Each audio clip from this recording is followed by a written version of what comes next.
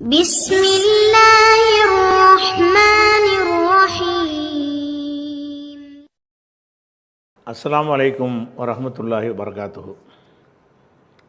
அன்பிற்குரிய சகோதர சகோதரிகளே, நீங்களும் ஆலிம்களாகலாம் என்ற பாடத்தில் திங்கள் செவ்வாய் ஆகிய 2 நாட்கள் புகாரி ஹதீஸினுடைய அர்த்தத்தை நம்ம பார்த்து வருகிறோம்.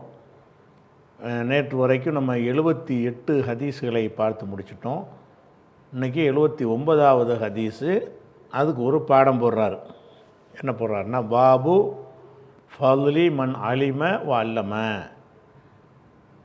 மண் அலிம என்றால் அறிந்தவன், வ அல்லமன்னா கற்றுக் கொடுப்பவன். அதாவது தானும் அறிந்து அடுத்தவரும் கற்றுக் கொடுக்குறான்ல, அவனுடைய சிறப்பு. பாபு ஃபதுலி மண் அலிம, அறிந்தவனுடைய சிறப்பு.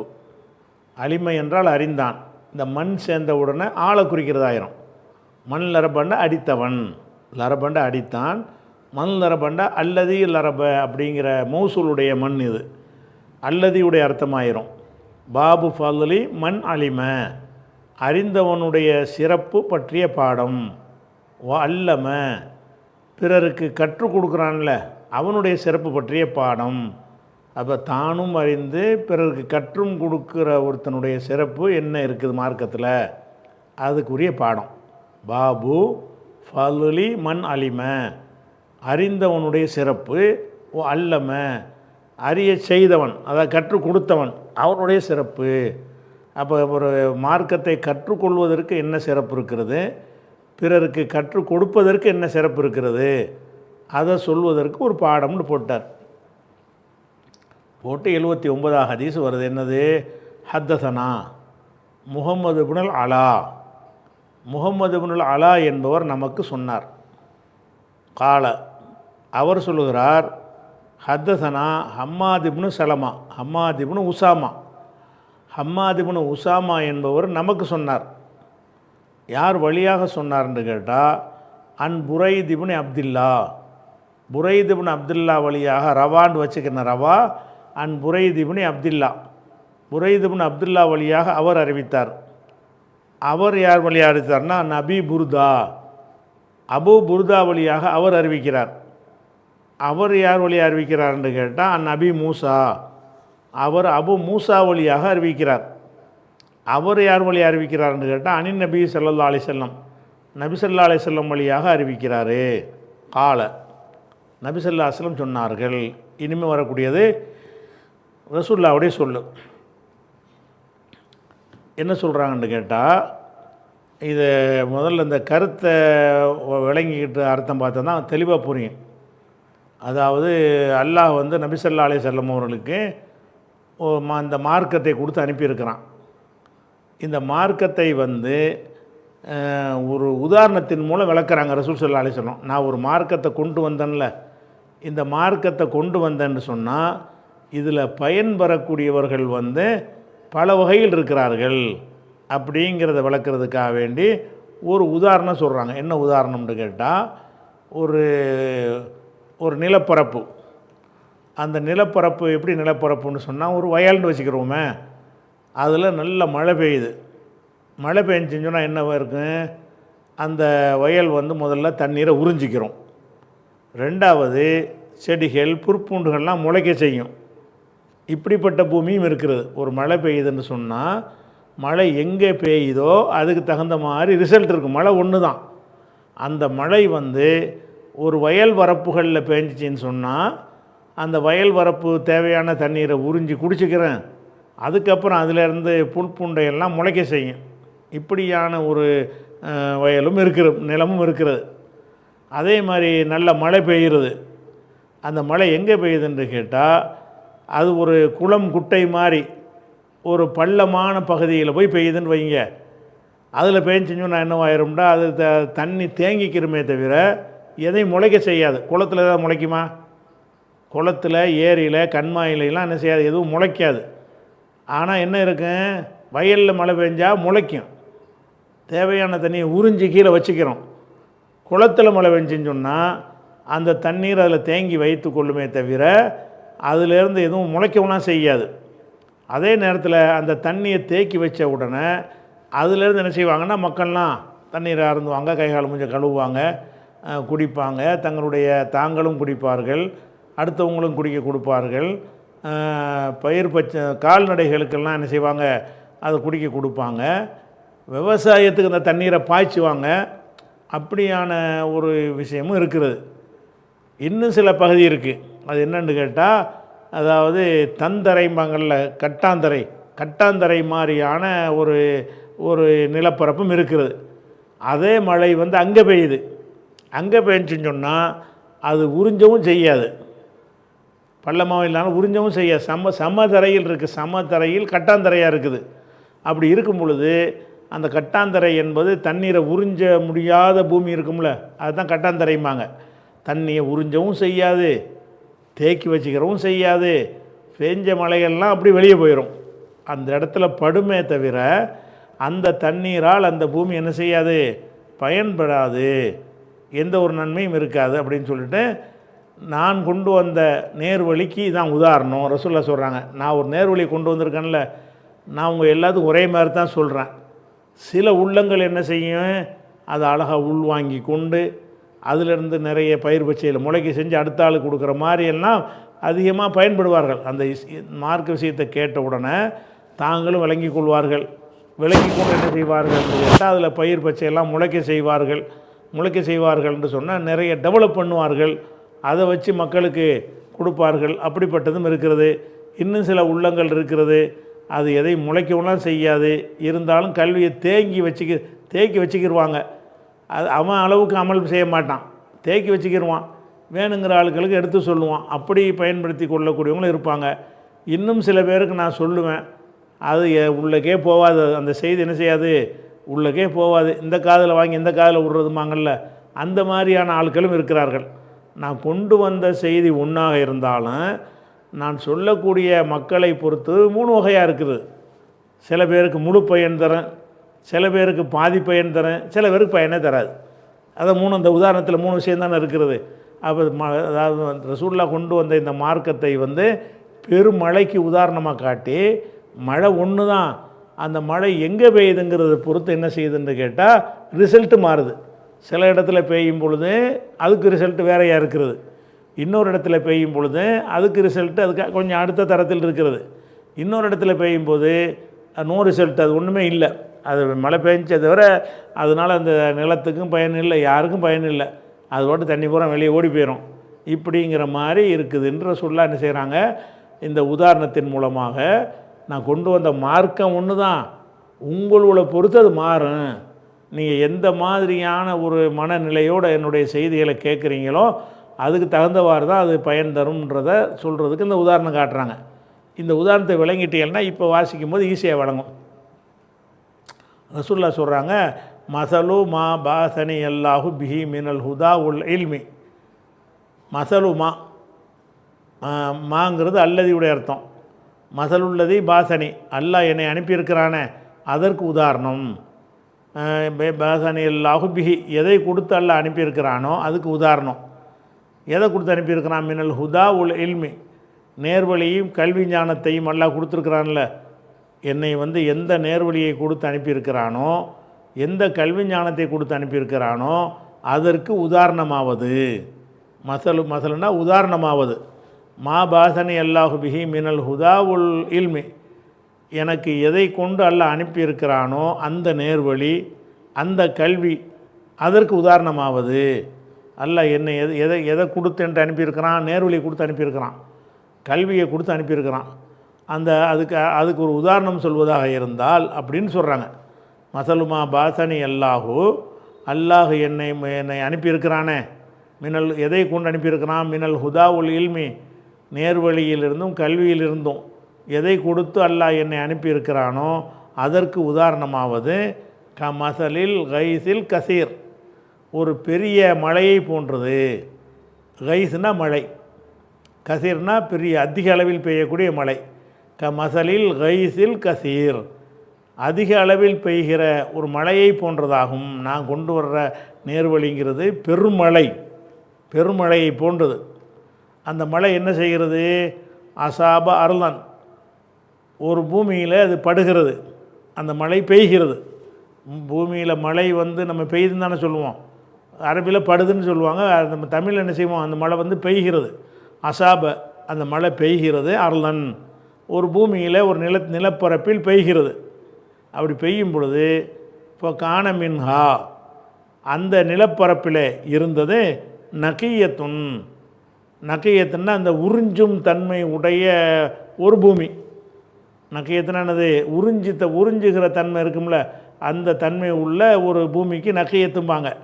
அதாவது விவசாய பூமின்னு வச்சுக்கிறோங்களேன். விவசாய பூமி தான் என்ன செய்யணும், உழுதுலாம் போட்டிருப்பாங்க, பொசு பொசுன்னு ஆக்கி வச்சுருப்பாங்க. அதனால் தண்ணியோட உறிஞ்சிக்கிறோம். அப்போ கான மின்ஹா, அந்த பூமியில் இருந்தது நகியத்துன், உறிஞ்சும் தன்மை உள்ள ஒரு விவசாய பூமி நிலம் ஒன்று இருந்தது. அது என்ன செஞ்சிச்சுன்னா கபிலத்தில் அந்த தண்ணீரை அது உள்வாங்கி கொண்டது. கபிலன்னா ஒப்புக்கொள்வது, கபிலத்தில் மான்னா அந்த தண்ணீரை வந்து ஒப்புக்கொண்டது, அது உள்வாங்கி கொண்டு அம்பத்தத்தில் களன்னா புற்பூண்டுகள். களன்னா என்ன செய்கிற புல் இருக்குல்ல, இந்த ஆடு மாடுகள் சாப்பிட்ற புல், அந்த புல்லுக்கு வந்து களன்னு சொல்லுவாங்க. அன்பத்தத்து, அந்த மழை வந்து முளைக்க செய்கிறது. புற்பூண்டுகளையும் உசுபுன்னா செடி கொடிகள். களை சொன்னால் எந்த ஒரு செடி கொடி இப்போ காய்கனிலாம் இல்லாமல் வளரக்கூடிய வெறும் புல் மட்டும். புற்பூண்டுகளுக்கு வந்து களை சொல்லுவாங்க. உசுபு என்று சொன்னால் வெள்ளரிக்காய், கத்தரிக்காய், உருளைக்கிழங்கு அந்த மாதிரி விளையக்கூடிய பயன் தரக்கூடியவர்கள, அது மாதிரி செடி கொடிகள்னு வச்சுக்கிடலாம். உசுபல் கசீர, அதிகமான செடிகடிகளையும் புற்பூண்டுகளையும் அது முளைக்க செய்கிறது. மழை பெய்கிறது, பூமியில் படுகிறது. அந்த பூமியில் ஒரு பகுதி பூமி வந்து நகையத்தாக இருக்கிறது. நகையத்துனா விவசாயத்திற்கு ஏற்ற பூமியாக இருக்கிறது. அது என்ன செய்யறதுனா தண்ணீர் அப்படி உள்வாங்கிக்கிறது.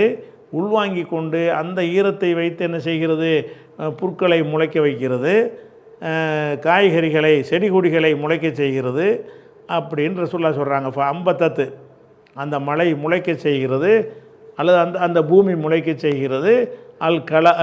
புற்பூண்டுகளை முளைக்க செய்கிறது. உஷ்புன்னா செடி கொடிகள், கசீர, நிறைய செடி கொடிகளையும் முளைக்க செய்கிறது. இது ஒரு வகை. கானத்து மின்ஹா, அந்த பூமியில் இருந்தது அஜாதிபுன்னு சொன்னால் வந்து தண்ணீரை தேக்கி வைத்து கொள்ளக்கூடிய ஒரு பள்ளமான பகுதி. அஜாதிபு என்றால் பள்ளமான பகுதிகளும் அதில் இருந்தன. அதாவது பூமியில் வந்து வயல் மாதிரி பரப்பு வந்து இருக்கிறது. அது என்ன செய்யும்னா சமமாக எல்லா பக்கமும் அந்த தண்ணீரை உறிஞ்சிக்கிறோம். அது உறிஞ்சி கொண்டு புற்பூண்டுகளை முளைக்க செய்வதற்கு அந்த தண்ணீரை எடுத்து என்ன செஞ்சுக்கிறோம், பயன்படுத்திக்கிறோம். இப்படி சில பகுதிகள்லேயும் அந்த மழை பெய்யுது. இன்னொரு பகுதி என்ன இருந்துச்சுன்னு சொன்னால் ஒரு பள்ளமான பகுதி. கானத்து மின்ஹா அஜாதிபு, அதில் ஒரு பள்ளத்தாக்கான ஒரு குளம், குட்டை, ஏரி, அந்த மாதிரியான பள்ளமான பகுதிகளும் அதில் இருக்கிறது. அந்த பள்ளமான பகுதி என்ன செய்யும்னு கேட்டால் அம்சக்கத்தில் அது தண்ணீரை வந்து தடுத்து வைத்து கொள்ளும். பள்ளமாக இருந்தால் ஓட விடாதுல, வர்ற தண்ணியெல்லாம் உள்வாங்கிக்கிறோம். அம்சக்கத்துனா தடுத்து வைத்து கொள்ளும். அந்த தண்ணீரை தடுத்து வைத்து கொள்ளும். தடுத்து வைத்த உடனே நஃபா அல்லாஹு பிஹன் நாச, அதன் மூலம் அல்லாஹ் மக்களுக்கு பயனளிப்பான். நஃபான்னா பயன் தருவது. நஃபா அல்லாஹு பிஹன் நாச, அதை கொண்டு மக்களுக்கு அல்லாஹ் வந்து பயன் தருவான். ஷரிபு, மக்கள் குடிப்பார்கள். சகவ், அவங்க குடிப்பாட்டுவார்கள், தானும் குடிப்பார்கள், அடுத்தவர்களுக்கும் என்ன செய்வாங்க, குடிப்பாட்டுவார்கள். ஜரஉ, அதிலிருந்து விவசாயமும் செய்வார்கள். அதிலிருந்து ஒரு தண்ணி இறைச்சி வயலுக்கு பாய்ச்சுவார்கள். மோட்டரை போட்டு எடுத்து தண்ணீர் எடுத்து என்ன செய்வாங்க, வயல்களுக்கும் பாய்ச்சுவாங்க. ஜரஉ, விவசாயமும் செய்வார்கள். அப்போ பெய்கிற மழை வந்து விவசாய பூமியில் டைரெக்டாக பெஞ்சுன்னு சொன்னால் அதுவே முளைக்க வச்சுக்கிறோம். இன்னும் சில பூமி வந்து விவசாய பூமியாக இருக்காது, கொஞ்சம் தண்ணீரை தேக்கி வைக்கிற அளவுக்கு பள்ளம் நிறைந்த பகுதிகளாக இருக்கும். அந்த பள்ளத்தில் தண்ணீர் என்ன செய்யும்னா அது எவ்வளோ தண்ணி வந்தாலும் அது வாங்கி கொள்ளும். வாங்கி கொண்டு மக்களுக்கு பயன் தரக்கூடிய வகையில் என்ன செய்யும், அந்த தண்ணி அங்கேயே இருக்குமா, வேணுங்கிறவங்க குடிப்பாங்க, கால்நடைகள் குடிக்கும், எல்லாம் பல விஷயத்துக்கு யூஸ் பண்ணிக்கிடுவாங்க. இது ஒன்றாச்சா. இன்னொன்று வந்து வாசாபத் மின்ஹா, அந்த பூமியிலிருந்து தாயிஃபத்தன் உஹ்ரா, இன்னொரு பகுதியிலையும் அந்த மழை பெய்தது. வாசாபத்துனா அந்த மழை பெய்தது, அது தொட்டது பட்டதுன்னு என்ன அர்த்தம்? பெய்ததுன்னு அர்த்தம். வாசாபத்து மின்ஹா அந்த பூமியிலிருந்து பெய்தது. தாயிஃபத்தன் உஹ்ரா இன்னொரு பகுதி, அந்த மண்ணுடைய இன்னொரு பகுதியில் போய் பெய்கிறது. அந்த இன்னொரு பகுதி எப்படி இருக்குன்னு கேட்டால், இன்னமாகிய கீ ஆனுன் அது பொட்டல் வழியாக இருக்கிறது. லா துமுசிக்கும் அன் அது தண்ணீரை தடுத்து வைத்து கொள்ளவும் செய்யாது. உலா தும்பித்து கலான் புற்களை முளைக்க செய்யவும் செய்யாது. அதாவது இன்னொரு நிலப்பரப்பில் போய் அந்த மழை பெய்கிறது. அந்த நிலப்பரப்பு எப்படி இருக்குன்னா, இன்னமாகிய கியானுன் அது இப்போ புட்டல் வழியாக இருக்கிறது. கட்டாந்தரைங்கிறாங்கல்ல, புட்டல் வழியாக இருக்கிறது. அந்த பொட்டல் வழி என்ன பண்ணுதுன்னு கேட்டால், பொட்டலாக இருக்கிறதுனால பள்ளமும் இல்லை, உறிஞ்சும் தன்மை உடையதாக அந்த நிலம் பக்குவப்படுத்தலை. விவசாயத்துக்காக வேண்டி மாடுகளை கொண்டு எந்திரங்களை கொண்டு உழுது போட்டோம்னு சொன்னால் என்ன செய்யும்? தண்ணீரை வாங்கிக்கிறோம். உழவு செய்யாத மண்ணாக இருக்கிறதுனால அதுலேயும் மழை பெஞ்சாலும் அதில் பட்டு ஓடிக்கிட்டே இருக்கும். அந்த வாட்டுக்கு ஒரு சாலை மாதிரி போய்கிட்டே இருக்கும். அப்போ இன்னமாகிய கீயான்னா பொட்டல் வழி, அது பொட்டல் வழி பூமியில் போய் படுகிறது. லா துமுசிக்கும் அன் அது தண்ணீரை தடுத்து வைத்து கொள்ளாது, தேக்கி வைத்து கொள்ளாது. குளம் குட்டை மாதிரி இல்லாத காரணத்தினால. உலா தும்பித்து கலான் புற்களை முளைக்க செய்யவும் செய்யாது. இப்படின்னு ரசூலுல்லாஹ் சொல்லிட்டு, ஃபதாலிக்க இதுதான் மசலு மன் ஃபக்குஹ ஃபீ தீனில்லா அல்லாஹ்வுடைய மார்க்கத்தில் ஞானம் பெறுகிறான. ஃபக்குஹன்னா ஃபிக்குஹு இல்மு அந்த அர்த்தம். மன் ஃபக்குஹ ஃபன் அலிமன் கூட வச்சுக்கிடலாம். மன் ஃபக்குஹ ஃபீ தீனில்லா அல்லாஹ்வின் மார்க்கத்தில் யார் விளக்கம் பெறுகிறானோ அவனுக்கு இது உதாரணமாகும். ஃபதாலிக்க இது மசலு மன் ஒருவனுக்கு உதாரணமாகும். எந்த ஒருவன் ஃபக்குஹ ஃபீ தீனில்லா அல்லாஹ்வின் மார்க்கத்தில் விளக்கம் பெறுகிறானே அவனுக்குள்ள உதாரணம் இது. மேலும் நஃபாஹு மா பாசனி அல்லாஹு பிஹி அல்லாஹ் எனக்கு எதை கொடுத்து அனுப்பினானோ அது அவனுக்கு பயன் தருமே அவனுக்குள்ள உதாரணம். என் மார்க்கத்தில் விளக்கம் பெறுறானே அவனுக்கும் உதாரணம். நஃபாஹுன்னா அந்த ஃபக்குஹோவில் அத்துவு மசலு மன் நஃபாஹு ஃபதாலிக்க மசலு மன் நஃபாஹு யாருக்கு பயன் அளிக்கிறதோ மா பாசனி அல்லாஹு பிஹி அல்லாஹ் எதை கொடுத்து என்னை அனுப்பியிருக்கிறானோ அது யாருக்கு பயன் அளிக்கிறதோ அவனுக்குள்ள உதாரணம். நான் சொன்ன இந்த உதாரணம் மார்க்கத்தில் விளக்கம் பெறுறானே அவனுக்கும் உதாரணம். எதை கொடுத்து அல்லாஹ் என்னை அனுப்பியிருக்கிறானோ அது யாருக்கு பயன் தருமோ அவனுக்கு உதாரணம். அவன் என்ன செய்கிறான்? ஃபலிமை தானும் அறிந்து கொண்டு வல்லம கற்றும் கொடுக்குறானே அவனுக்கு உதாரணம்.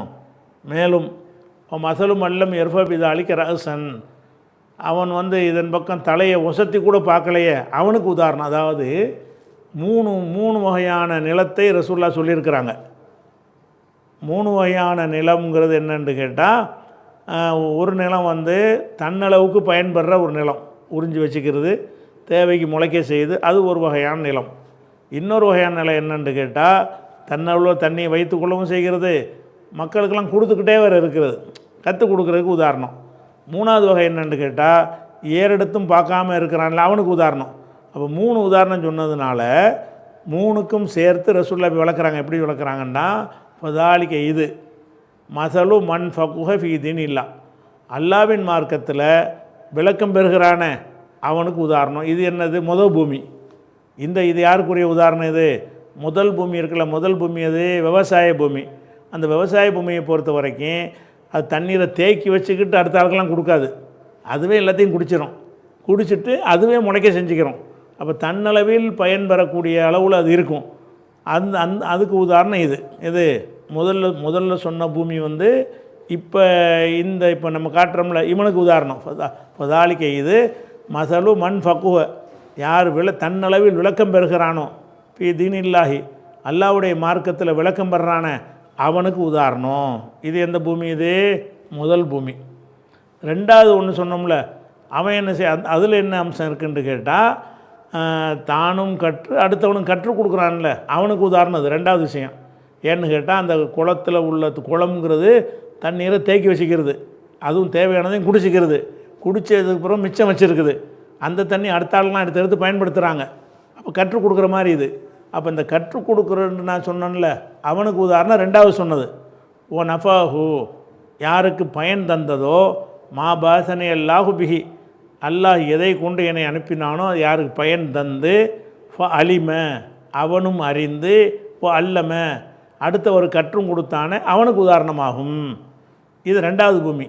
மூணு பூமியை சொன்னாங்கல்ல, 3 பூமியும் 3 சாராருக்கு உதாரணம். முதல் பூமி யாருக்கு உதாரணம்னு கேட்டால், தன்னளவில் பயன்பட்டுருக்கிற மார்க்கத்தை கற்கிறான், அவன் அளவுக்கு தொழுதுக்கிறான், அவன் அளவுக்கு நோன்பு வச்சுக்கிறான், அவன் அளவுக்கு ஜக்காத்து கொடுத்துக்கிறான், அப்படிங்கிறவனுக்குள்ள உதாரணம் முதல் பூமி.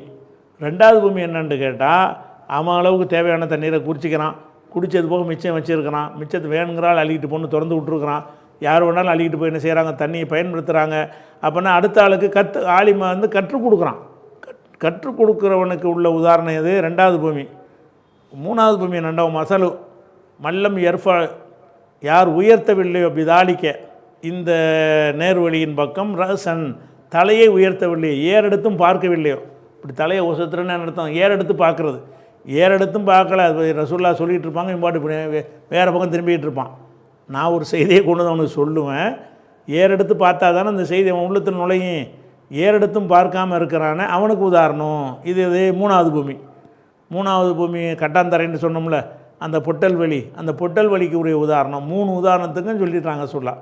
அப்போ அது என்னென்னு கேட்டால், இப்போ தாலிக்க இதுதான் இந்த 3 வகையான நிலம் சொன்னாங்கல்ல, 3 வகையான நிலமும் 3 வகையான மக்களுக்கு உதாரணம். முதல் வகையான நிலம் தன்னளவில் பயன்படக்கூடியவனுக்கு உதாரணம். ரெண்டாவது வகையான நிலம் வந்து தானும் பயன்பெற்று அடுத்தவருக்கும் கற்றுக் கொடுக்குறவனுக்கு உதாரணம். மூணாவது வகையான நிலம் வந்து காது கொடுத்த கேட்க மாட்டானே அவனுக்கு உதாரணம். அப்படிங்கிறத 3 வகையாக ரசூலுல்லாஹ் பிரிக்கிறாங்க. ஏன்னா நிலத்தை 3 வகையாக பிரித்ததுனால இதை 3 வகையாக பிரிக்கிறாங்க. இன்னொரு அர்த்தம் பாருங்கள், தாலிக்க இதுதான் மசலுமன் ஃபகுஹ ஃபீ தீனில்லா, அல்லாவின் மார்க்கத்தில் விளக்கம் பெறுகிறானே அவனுக்கு உதாரணம். இது தன்னளவில் விளக்கம் பெற்றுட்டான், அவனுக்கு உதாரணம் எது? வயல் மாதிரி உள்ளது, தண்ணீரை உறிஞ்சி விவசாய நிலம் இருக்குல்ல, அதில் மழை பெஞ்ச மாதிரி உள்ளது. யாருக்கு உள்ளது? தன்னளவில் விளக்கம் பெற்று அவன் அளவுக்கு ஒழுங்காக நடந்துக்கிறான், அவனுக்கு உதாரணம். இன்னும் தாலிக்கு இதை வச்சுக்கிறேன். இந்த ஓ நஃப என்பது இந்த ஃபக்குஹன்னு இருக்குல்ல, இந்த ஃபக்குஹ என்பதில் தான் நஃபாங்கிற அத்துஃபு. அப்போ நம்ம என்ன செய்யணும், இதை கொண்டாந்து வச்சுக்கணும். இப்போ தாலிக்க மசலுமன், தாலிக்க மசலுமன் நஃபாஹு, மசலுமன் ஃபக்குஹ அது ஒரு ஆள். இப்போ ஓ நஃபாஹுங்கிறத ஃபக்குஹுல அத்து வச்சுக்கணும்னு சொன்னால் இந்த ஹைலைட் பண்ணியிருக்கிற வாசகம் முன்னாடி வந்துடும். இப்போ தாலிக்க இதுதான் மசலுமன் நஃபாஹு, யாருக்கு பயன் அளித்ததோ அவனுக்கு உதாரணம். எது பயனளித்தது? மா பாசனி அல்லாஹு பிஹி, அல்லாஹ் என்னை எதை கொண்டு அனுப்பினானோ அந்த ஞானம் யாருக்கு பயன் அளித்ததோ அவனுக்குரிய உதாரணம். பயனளித்தன எப்படி? அலிம அவனும் அறிந்து கொண்டான், அல்லம அடுத்தவருக்கு கற்றும் கொடுத்தான், இவனுக்கு உதாரணம். ரெண்டாவது உதாரணம். அதே மாதிரி வந்து ஹதாலிக்கு இதுதான் மசலு மல்லம் எர்ஃபோவி தாலிக்க ரசன், இதன் பக்கம் தலையை உயர்த்தவே இல்லையே அவனுக்கு உதாரணம். இது மூணாவது பூமி. சரியா? மேலும் உலம் யக்பல், அவன் ஒப்புக்கொள்ளவில்லையோ, ஹுதல்லாஹில்லதி உருசில்து பிஹி, எந்த நேர்வழியை கொண்டு நான் அனுப்பப்பட்டிருக்கிறேனோ அந்த நேர்வழியை ஏற்றுக்கொள்ளவில்லை அவனுக்கு உதாரணம். தலையை உயர்த்தவும் இல்லை, உலம் யக்பல் ஏற்றுக்கொள்ளவும் இல்லை. எதை ஏற்றுக்கொள்ளலை? ஹுதல்லாஹி அல்லாவுடைய நேர்வழியை ஏற்றுக்கொள்ளவில்லை அவனுக்கு உதாரணம். எந்த நேர்வழி? அல்லது உருசில்து பிஹி, எதை கொண்டு நான் அனுப்பப்பட்டேனோ, எதை கொண்டு நான் அனுப்பப்பட்டிருக்கிறேனோ அந்த நேர்வழியை எவன் ஒப்புக்கொள்ளவில்லையோ, தலையை ஒசத்தி பார்க்கவில்லையோ அவனுக்கு உதாரணம். அப்படின்னு என்ன செய்கிறாரு ரசூல் ஸல்லல்லாஹு அலைஹி வஸல்லம் சொல்லிடுறாங்க. மூணு சாராருக்கு உதாரணம் சொல்லிடுறாங்க. அப்போ இதில் என்ன வழங்குன்னா, ரசூலுல்லாஹ் கொண்டு வந்த மார்க்கம் எல்லாத்துக்கும் சமமாக தான் அவங்க சொல்கிறாங்க. ஏன் பலவிதமாக மக்கள் எடுத்துக்கிறாங்கன்னா, அவங்க எந்த அளவுக்கு அதில் கவனம் செலுத்துகிறாங்களோ அதுக்கு தகுந்தவாறு பயனடைவார்கள். சில பேர் வந்து நம்ம அமல் செஞ்சு கேட்டு பல பேருக்கு சொல்லணும்னு நினச்சாங்கன்னா அதுக்குரிய பயனை அவங்க அடைஞ்சிக்கிடுவாங்க. நம்ம அளவு கேட்டு நம்ம அளவு அமல் செஞ்சுக்கிடுவோங்கிறவங்க அந்த பயன் அடைஞ்சிக்கிடுவாங்க. எண்ணத்தை போட்டு கேட்டு எண்ணத்தை போட்டு அப்படின்னு நினச்சாங்கன்னு சொன்னால் அவனுக்கு ஒன்றும் யூஸ் ஆகாது. இப்படி வந்து ரசூலுல்லாஹ்வுடைய விஷயமாச்சா. சரி, அடுத்தது இந்த புகாரிக்கே உள்ள ஸ்டைல் இருக்குல்ல, ஒருத்தருக்கு புரியாமல் பேசுவார்ல, ஒரு நூல் எழுதுகிறான்னா மக்களுக்கு எதாவது விளங்குற மாதிரி எழுதணுமா இல்லையா? அதை விளங்குறதுக்கு மண்டையை பிச்சுக்கிட்டு தான் என்ன செய்கிறாங்க, விரிவுரையாளர்கள்லாம் கண்டுபிடிப்பாங்க. இவர் என்ன சொல்கிறாருங்கிறது என்ன செய்யாது, இவர் எப்படி விளங்குனாருங்கிறத விளங்குறதுக்கு பெரிய ஆய்வுலாம் செய்ய வேண்டியிருக்கு. அந்த மாதிரியான ஒரு அடிப்படையில் என்ன செய்கிறாருன்னு கேட்டால், இப்போ உதாரணமாக இப்போ வாங்கலாம் என்ன இருக்குதுன்னு கேட்டால், இந்த பாருங்கள், இதில் புகாரி சொல்கிறார். புகாரி என்ன செய்கிறாருன்னு கேட்டால், இந்த ஹதீஸை வந்து இஸ்ஹாக்குன்னு ஒரு ஆள் இருக்கார், இஸ்ஹாக் இப்னு ராகவைஹி. அவர் யாருன்னு கேட்டால் புகாரியுடைய ஆசிரியர். இஸ்ஹாக் இப்னு ராகவைங்கிறவர் யாருன்னு கேட்டால் புகாரி இமாமுக்கு ஒரு ஆசிரியர். அவருடைய காலம் வந்து 161 பிறந்து 238 மரணித்தவர். புகாரியுடைய காலம் என்ன, 194 பிறந்து 256 மூத்தானார். அதனால் இவருக்கு ஒரு உஸ்தாத் யார், இஸ்ஹாக்குன்னு ஒரு ஆள் இருந்தார். இஸ்ஹாக் இப்னு ராகவைஹின்னு சொல்லுவாங்க. இஸ்ஹாக் அவருடைய பேர். அவங்க வாப்பா வந்து இஸ்ஹாக் இப்னு ராகவைஹின்னு சொல்லுவாங்க. இவரும் ஒரு ஹதீஸ் கித்தாப் எழுதியிருக்கார். முஸ்னத் இஸ்ஹாக்குங்கிற பேரில் இவர் ஒரு ஹதீஸ் கித்தாப் எழுதியிருக்கிறாரு. அது அவைலபிளாக இருக்குது, கிடைக்கும் உங்களுக்கு. சாமிலாவிலையும் கிடைக்கும், நெட்லேயும் கிடைக்கும், விற்பனையிலையும் கிடைக்கும். அப்போ இஸ்ஹாக் இப்னு ராகவைஹிங்கிறவரும் ஒரு ஹதீஸ் கலை மேதை. அவரும் ஒரு ஹதீஸை வந்து என்ன செஞ்சிருக்கிறாரு, அவரும் எழுதியிருக்கிறார். அவர் என்ன செய்கிறாருன்னு கேட்டால், இப்போ இந்த ஹதீஸை அவர் பதிவு செய்யும் பொழுது இப்போ இந்த வந்துட்டு பாருங்களேன், இப்போ கான மின்ஹா நகியத்துன் கபிலத்தில் மான் இருக்குல்ல, புகாரி போட்ட அந்த ஹதீஸில் இப்போ கான மின்ஹா நகியத்துன் கபிலத்தில் மா, தண்ணீரை உறிஞ்சக்கூடிய ஒரு விவசாய நிலமும் அதில் இருந்தது அப்படின்ட்டு இந்த ஹதீஸை புகாரி அறிவிச்சிருக்கிறார். இதே ஹதீஸு இஸ்ஹாக் இப்னு ராகவைஹி பதிவு செஞ்சிருக்கார் அவருடைய கித்தாப்பில்.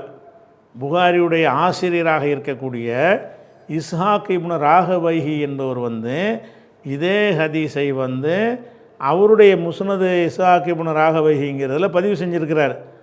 பதிவு செஞ்சாலும் அதில் என்ன செய்கிறாருன்னா, இந்த ஹைலைட் பண்ணி காட்டியிருக்கோம்ல, இந்த இடத்த மாற்றுறார். மற்ற எல்லாம் அதே மாதிரியாக இருக்கிறது. இப்போ காணமின்ஹா நக்கியத்துன், இந்த நக்கியத்துங்கிற இடத்துல வந்து தாயிஃபத்துன்னு அவர் போடுறார். இஸ்ஹாக் இப்னு ராகவைஹியுடைய கித்தாப்பில் எப்படி இருக்குன்னு கேட்டால், இப்போ காணமின்ஹா நக்கியத்துன், இப்போ காணமின்ஹா தாயிஃபத்துன். அப்போ நக்கியத்துங்கிறது என்ன, தாயிஃபத்துங்கிறது ரொம்ப பெரிய வித்தியாசம். அந்த வார்த்தை இருக்குது. அது மாதிரி கபிலத்தில் மான்னு இருக்குல்ல, இந்த கபிலத்துங்கிறத வந்து அவர் என்ன செய்கிறாருன்னா கையளத்துன்னு சொல்கிறார். கபிலத்துங்கிற வார்த்தைக்கு பதிலாக அந்த பேக்கு பதிலாக ஏ போட்டிருக்கிறார். இந்த காஃபுக்கு அப்புறம் இந்த பே இருக்குல்ல, இந்த பேக்கு பதிலாக ஏயை போட்டார். ஏயை போட்டால் அது எப்படி வாசிப்பாங்கன்னா கையளத்தில் மா. அப்போ கான மின்ஹா நகியத்துன் கபிலத்தில் மா என்று சொல்லி புகாரியுடைய ஹதீஸில் இருக்கிறது. இந்த புகாரி என்ன செய்கிறாருன்னு கேட்டால், நம்ம இந்த ஹதீஸை நம்முடைய உஸ்தாதுமார்கிட்ட கேட்கும் பொழுது இப்படி தான் நமக்கு சொன்னாங்க. இருந்தாலும் நம்முடைய இன்னொரு உஸ்தாத் இருக்கார் இஸ்ஹாக்குங்கிறவர், அவர் வேறு மாதிரி தன்னுடைய நூலில் இதை பதிவு செஞ்சுருக்கிறார். அவருக்கு இதே ரூட்லாம் அந்த ஹதீஸ் கிடைச்சிருக்குது.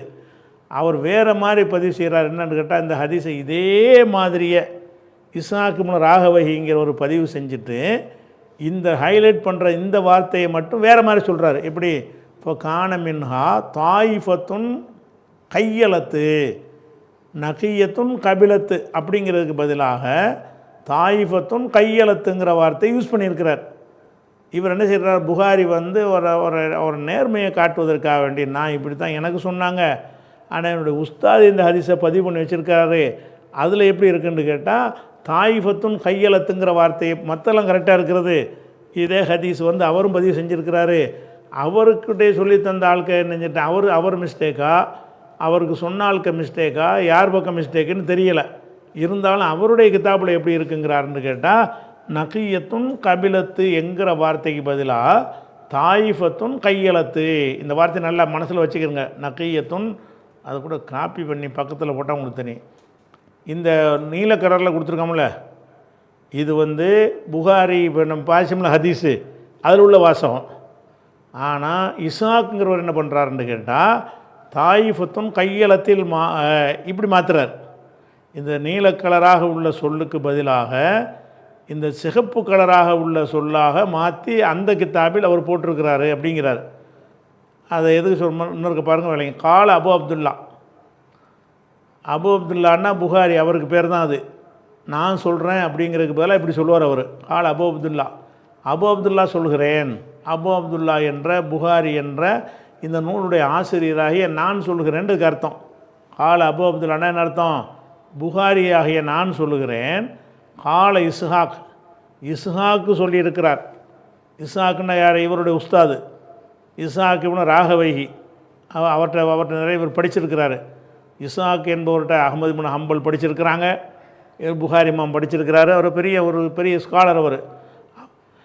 அது சொல்கிறார் கால இஸ்ஹாக், இஸ்ஹாக் இப்னு ராகவைஹி சொல்லுகிறார், ஓ கான மின்ஹா தாயிஃபத்துன் கையலத்தில் மா, கான மின்ஹா தாயிஃபத்துன் கையலத்தில் மா என்கிற வார்த்தையை இஸ்ஹாக் சொல்லியிருக்கிறார்.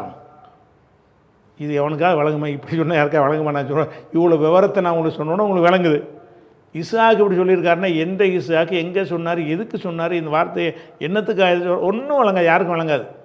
யாருக்கு விளங்காமல் எழுதுவதில் பெரிய கில்லாடியாக இருக்கார் புகாரி. நிறைய விஷயங்கள் அப்படி தான், நம்ம தான் போட்டு கஷ்டப்பட்டு மெனக்கட்டு விளங்க வேண்டி இருக்கிறது. அப்போ என்ன செய்கிறாருன்னா, இப்போ புகாரி சொல்கிறாரு, இப்போ நான் ஒரு நம்பிக்கையான முறையில் ஹதீஸை போட்டுட்டேன், இருந்தால் என்னுடைய உஸ்தாதுடைய கித்தாப்பில் எப்படி இருக்குன்னு கேட்டால் வார்த்தை மாறி இருக்குது, ஒரு இன்ஃபர்மேஷனுக்கு நான் அதை சொல்லி போடுறேங்கிறார். அப்போ கான மின்ஹா, அந்த பூமியில் இருந்தது தாயிஃபத்துன் ஒரு பகுதி, கையலத்தில் மாக, கையலத்துனா நண்பகலில் அருந்துதல் அர்த்தம். கையலை என்று சொன்னால் பகல் நேரத்தில் தண்ணி குடிக்கிறாங்கல்ல, அதுக்கு பேர் கையலைன்னு சொல்லுவாங்க. அவர் என்ன வார்த்தையை போட்டிருக்காரான்னு கேட்டால் தாயிஃபத்துன் கையலத்தில் மா, தாயிஃபத்துன் கையலத்தில் மா, கபிலத்தில் மாங்கிறதுக்கு பதிலாக கையலத்தில் மா என்ற வார்த்தையை இஸ்ஹாக் என்பவர் சொல்லியிருக்கிறார். இதே ஹதீஸ் முஸ்னது இஸ்ஹாக்கில் இருக்கிறது அப்படின்னு சொல்லிடுறார். ஆனால் இதை என்ன செய்கிறாங்கன்னா, இது கொஞ்சம் விவரமாக சொல்ல வேண்டிய விஷயம் ஒன்று இருக்குது. இப்போதைக்கு இது வரைக்கும் வச்சுக்கோங்க, நான் அடுத்த தொடரில் என்ன செய்வோம் அதை பார்ப்போம். அதாவது புகாரி என்ன சொல்கிறாருன்னு கேட்டால், நம்ம வாசித்த இந்த 78வது ஹதீஸில் கானமின்ஹா நகியத்துன் கபிலத்தில் மா என்கிற வாசகம் வருகிறது. அந்த ஒரு இடத்தை மட்டும் இஸ்ஹாக் அறிவிக்கும் பொழுது வேறு 2 வார்த்தைகளை போட்டு மாற்றி அறிவிக்கிறாரு. அதாவது நகியத்துன் கபிலத்து என்பதற்கு பதிலாக தாயிஃபத்துன் கையலத்து என்று அறிவிக்கிறாரு. அது வரைக்கும் வச்சுக்கிறங்க. இதில் இன்னும் கொஞ்சம் கூடுதல் வரவும் இருக்கிறது. அப்போ கால அபு அப்துல்லா புகாரி சொல்கிறேன், கால இஸ்ஹாக், இஸ்ஹாக்கு சொன்னார். இஸ்ஹாக்குன்னா இஸ்ஹாக்குன்னு ராகவை என்னுடைய உஸ்தாது சொன்னார், சொல்லி இருக்கிறாரு. ஓ கான மின்ஹா தாயிஃபத்துன் கபிலத்தில் மா, கையலத்தில் மா, அதில் தண்ணீரை நண்பகலில் உறிஞ்சி கொண்ட பூமியும் இருந்தது. எல்லாம் கருத்து ஒன்று தான். இந்த வார்த்தையை தான் அவர் போட்டிருக்கிறாருன்னு சொல்லி எடுத்து போட்டுறாரா. இதில் கொஞ்சம் கூடுதல் விவரம் ஒன்று இருக்கிறது. இன்ஷா அல்லாஹ் அதை என்ன செய்வோம், அடுத்ததில் பார்த்துக்குறோம். அஸ்ஸலாமு அலைக்கும்.